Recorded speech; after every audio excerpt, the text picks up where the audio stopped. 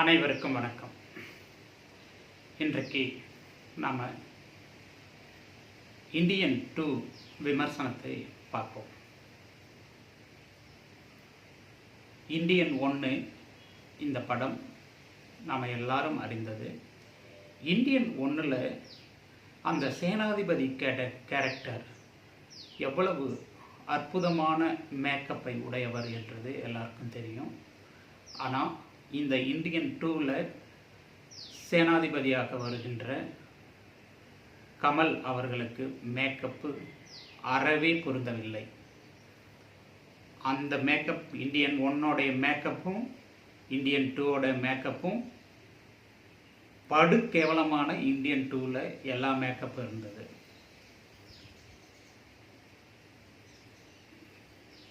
'96ல் அநேகமாக இந்தியன் 1 வந்திருக்கும்னு நினைக்கிறேன். 96ல் அந்த காலகட்டத்தில் அவருடைய நடை உடை பாவனைகள் இவையெல்லாம் அந்த வயதான தோற்றத்திற்கு தகுந்தாற்போல் நடை இருக்கும், பேச்சுக்கள் இருக்கும், அதனுடைய வேகமும் அதுக்கு தகுந்த போல் இருக்கும். ஆனால் இன்று நம்ம இந்த 2023ல் நம்ம பார்க்குற இந்தியன் 2 அதில் வருகின்ற அந்த இந்தியன் சேனாதிபதி கேரக்டர் இருக்கு இல்லையா, அவர் கிட்டத்தட்ட ஒரு 60 வயது மதிக்கத்தக்க ஒரு முதியவராகத்தான் தெரிகின்றார். இந்தியன் 1ல் கிட்டத்தட்ட ஒரு 70 வயது மதிக்கத்தக்க ஒரு முதிர்ந்த பருவமாக இருப்பார். இந்த பருவம் இங்கே சுத்தமாக இல்லை. அதற்கு ஈக்குவலான அந்த பருவ வயதை இங்கே கொடுத்திருந்தா கூட சந்தோஷப்பட்டிருப்போம். இதில் இந்த முகத்தினுடைய ஒற்றுமை இருக்கு இல்லையா, முக ஒற்றுமை, இந்த முக ஒற்றுமை சரியாக வராததுனால இந்த படத்தையே நாம் ஒன்றி போய் பார்க்க முடியறதில்ல. இன்னொன்று, எடுத்துக்கொண்ட கதைக்களம் இருக்குது இல்லையா, இன்றைய இளைஞர்கள் எப்படி இருப்பாங்க, எல்லாமே இன்றைய இளைஞர்கள் வாட்ஸ்அப்பில் எல்லாமே பண்ணிடுறாங்க, யூடியூப்பு அந்த மாதிரியான விஷயங்களில் கையாளுறாங்க. ஓகே, அப்போ ஒரு ஒரு ஒரு குறிப்பிட்ட ஒரு குழு டேக் பண்ணாக்கா இந்த ஒட்டுமொத்த இந்தியாவே அதை பூஸ்ட் பண்ணுது அப்படின்னு காட்டுறாங்க. இது ஒரு விதத்தில் சாத்தியக்கூறாக இருந்தாலும், ஆனால் அது ஒரு சில நாள்லேயே ஒரு வாரத்திலே நிகழ்ந்தக்கூடிய நிகழ்வு அல்ல என்பதை புரிந்து கொள்ள வேண்டும். மாறாக இந்தியன் தாத்தா ஒரு குறிப்பிட்ட குழு அவரை ட்விஸ்ட் பண்ணி அவரை வர வைக்கிற மாதிரி கதைக்களம் இருக்குது. இந்தியன் தாத்தாவுக்கு சுத்தமாக புத்தி இருக்காதா? இந்த நாட்டு நடப்புகளை அறிந்து கொள்கிறதுக்கு வல்லமை இருக்காதா? எல்லாத்தையும் அப்டேட் பண்ண மாட்டாரா? எந்த நேரத்தில் வரணும்னு அவர் முடிவு பண்ண மாட்டாரா? இவங்க இது பண்ணுறது தானே இருப்பாங்க. இந்தியன் தாத்தா எங்கெல்லாம் தவறுகள் நடக்கின்றதோ அதையெல்லாம் அந்த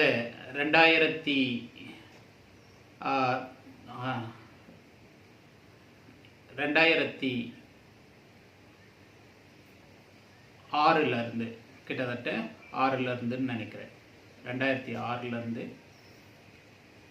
அது அதை தொடர்ந்து செய்து கொண்டு இருந்திருப்பதாக காட்டியிருந்தால் இன்னும் நல்லா இருந்திருக்கும்.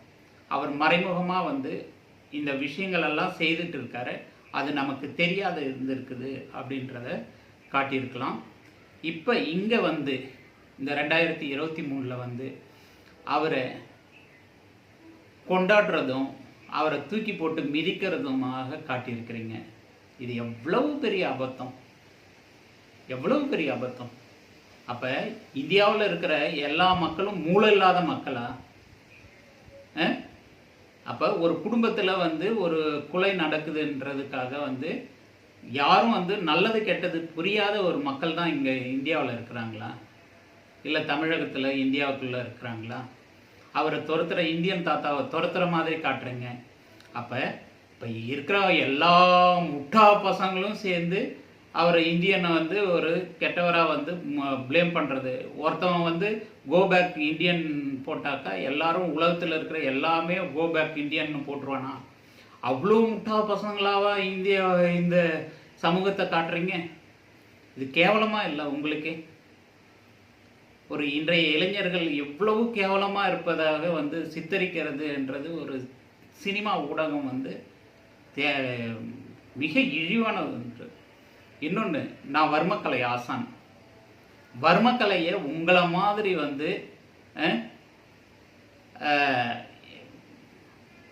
இவ்வளவு கேவலமாக வந்து காட்டினது இந்த படத்தில் இந்தியன் 1ல் அற்புதமாக காட்டியிருந்தீங்க. இந்தியன் 1எல்லாம் பார்த்து தான் நாங்கள்லாம் வர்மக்கலைக்கு வந்து கற்றுக்கிறதுக்கு போய் இன்றைக்கி வந்து வர்மக்கலை ஆசானாக வந்து மிளறோம்.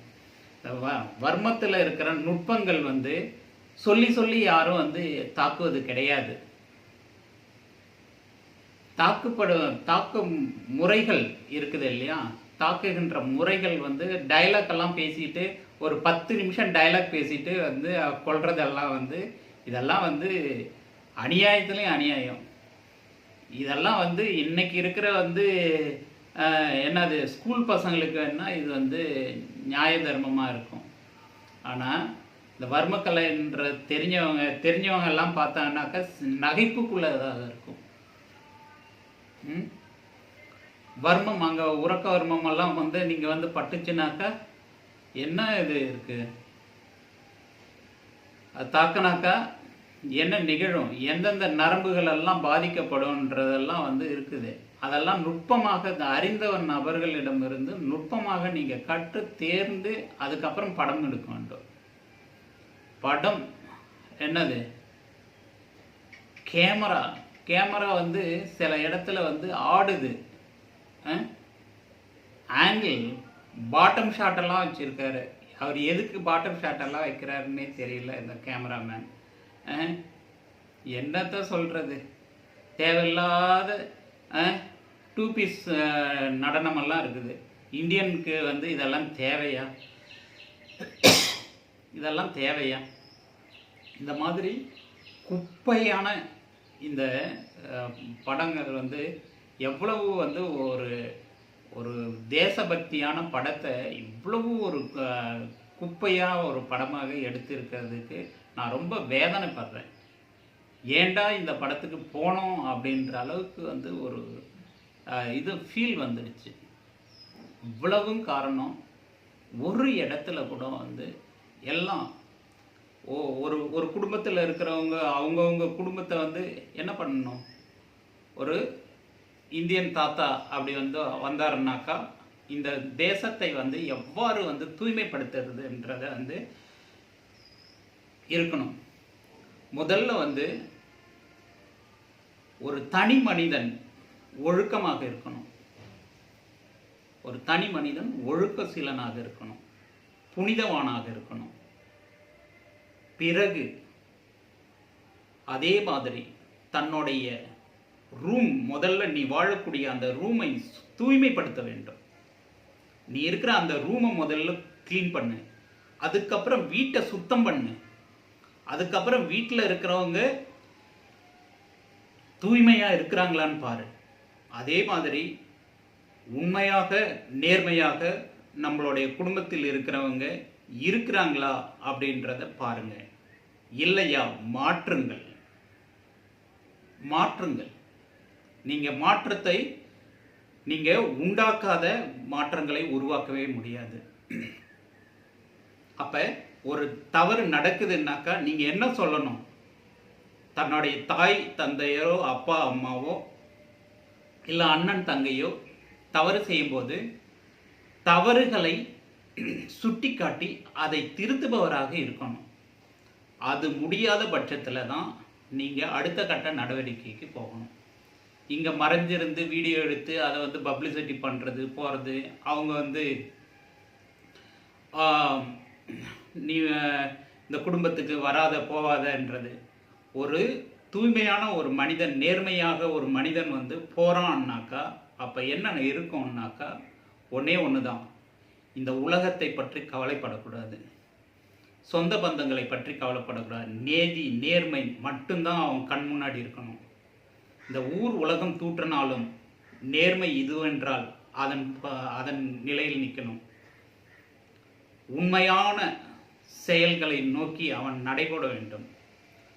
இது எல்லாரும் புரிந்து கொள்ள வேண்டுமே தவிர இந்த மாதிரி ஒரு குறுகிய வட்டத்துக்குள்ளார படம் எடுக்கிறதுன்றது ஒரு மிக கீழ்த்தரமான செயலாக தான் இருக்குது என்னை பொறுத்தவரையிலும். ஆகவே உங்களுடைய பார்வையை மாற்றிக்கொள்ளுங்கள், இந்தியன் 3லையாவது உங்களுடைய பார்வை விசாலமாக பார்வையாக இருக்கட்டும்.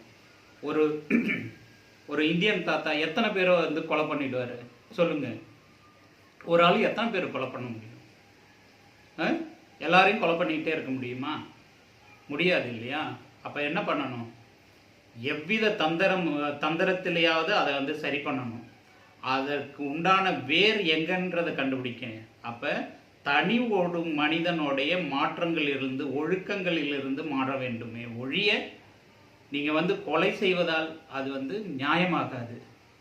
அது ஒரு வயத்தில் பயத்தை ஏற்படுத்தும். ஓகே, படத்துக்கு நல்லா இருக்குது, ஓகேவா? அதை எப்படி கொள்ளணும்?